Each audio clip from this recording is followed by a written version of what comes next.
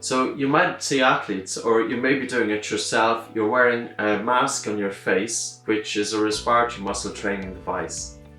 We have a mask called SportsMask, and SportsMask is designed to change or cause a resistance to breathing. And what are the benefits to this? Well, we have a resistance valve at the front here.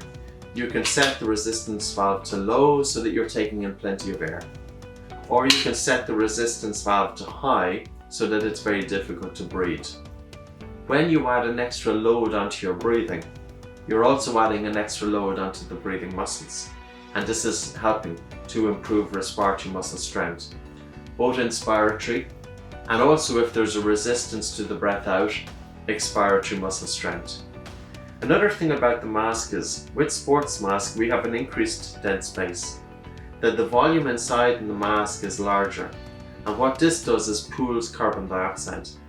By breathing carbon dioxide into the mask and then by rebreathing that carbon dioxide back into the body, we are increasing carbon dioxide in the lungs, we are increasing carbon dioxide in the blood, and we're causing the body to make adaptations to be able to cope with higher carbon dioxide but with less air hunger. So while wearing the mask, air hunger really increases. But then when the individual is doing their normal training without the mask, they're better able to cope with the increase of carbon dioxide and they experience less air hunger. If you can tolerate a higher buildup of carbon dioxide and with less air hunger, it means that your breathing is going to be lighter, that you don't need as much air for a given intensity and duration of physical exercise.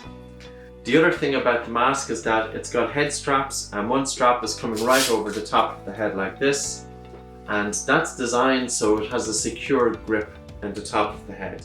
If you can imagine, if you're doing physical exercise and your head is bobbing up and down, well, if the mask too is bobbing up and down, that the mask is likely to slip unless you've got a very secure head strap which is coming right over the top of the head. It's one size fits all, but we can cater for different size heads by virtue of the length of the Velcro strip on the back. Finally, it's got very soft medical grade silicone, and this is against the face. This is to prevent leakage because, of course, when you're doing physical exercise with a mask on, it's not for the faint-hearted. It's pretty tough going, and it's designed that way to cause the body to make adaptations. Another aspect with the mask is that we use OxygenAdvantage training technique. So the athlete is wearing the mask, they're adding an extra load onto their breathing muscles. It's designed, and it's much better if the athlete breathes through their nose while wearing the mask. It's actually easier. And to breathe slow but light but deep while using the mask. The mask will naturally cause breathing to be light, but for the athlete to breathe slower but deeper, it's a lot easier to maintain that intensity while wearing the mask. And by doing breath holding, so the mask itself creates a hypercapnic environment, increases CO2 in the blood, but also with breath holding we create a hypoxic environment. This way we can make a claim with SportsMask using the OxygenAdvantage that we can simulate altitude training. Masks don't simulate altitude training on their own.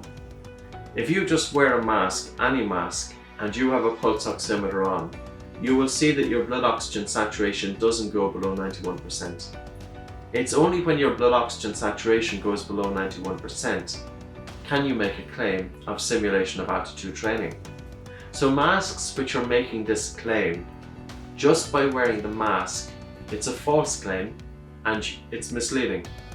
However, with the OxygenAdvantage technique, with specific breathing exercises which are incorporated while wearing the mask, we are able to lower blood oxygen saturation.